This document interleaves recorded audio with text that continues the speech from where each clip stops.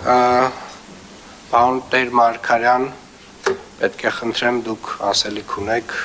խնդրեմ։ Պարոն քաղաքապետ, հարգելի գործընկերներ, սիրելի նորնորքեցիներ,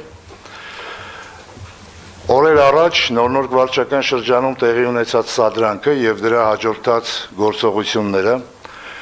դարձան լայն քննարկման առարկա եւ հասան Հայաստանի Հանրապետության թիվ 1 ամբիոն, որտեղ սկսվեց քննարկվել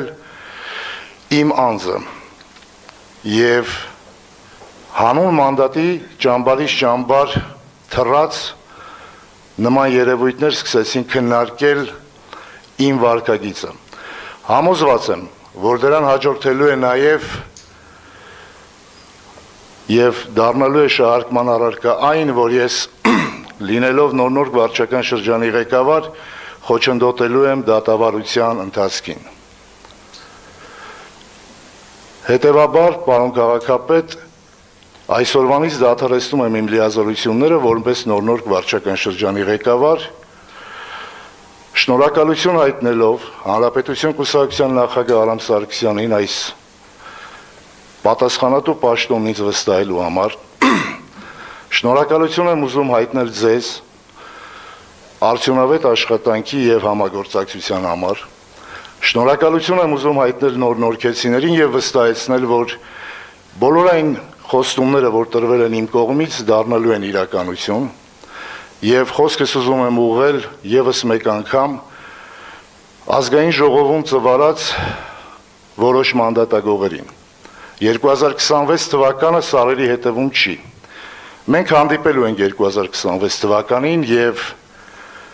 2026 թվականին ես մասնակիցն եմ լինելու ձեր քաղաքական վախճանին։ Պարոն քաղաքապետ, ձեզանից եւս մեկ անգամ շատ շնորհակալ եմ։ Շնորհակալ եմ, պարոն Տեր Մարգարյան, շնորհակալ եմ եւ գնահատում եմ ձեր որոշումը եւ պարոն Տեր Մարգարյան, հարգելի գործընկերներ, ես միգուցե կրկնվեմ, բայց շատ կարեւոր է արձանագրել, որ մեր աշխատանքը ենթադրում է էական զսպվածություն, ենթադրում է զսպվածություն պայմաններում, երբ մեզ անընդհատ եւ անդադար սադրում են եւ այդ սադրանքները անընդհատ եւ անդադար շարունակվելու են։ Ես շնորհակալություն եմ հայտնում ձեզ ձեր կատարած աշխատանքի համար, պարոն Տեր Մարգարյան։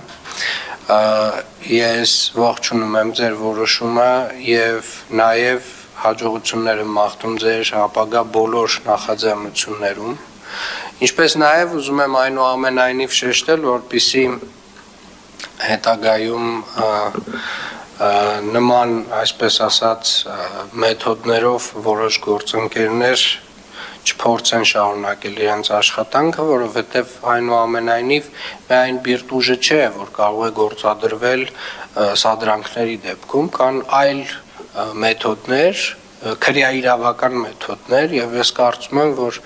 բոլոր այն տեղերում, որտեղ որ անձինք պաշտոնյաների նկատմամբ անհարգալից վերաբերմունք կցուցաբերեն այնպիսի վերաբերմունք, որը որ արդեն կանցնի քրեական օրենսգրքի որոշ հոդվածներով, ես ձեզ վստահեցնում եմ, որ արդեն մեր բոլորիս ուշադրությունը շատ ավելի շատ սևեռված է լինելու այդ տեսակ վարքագծին։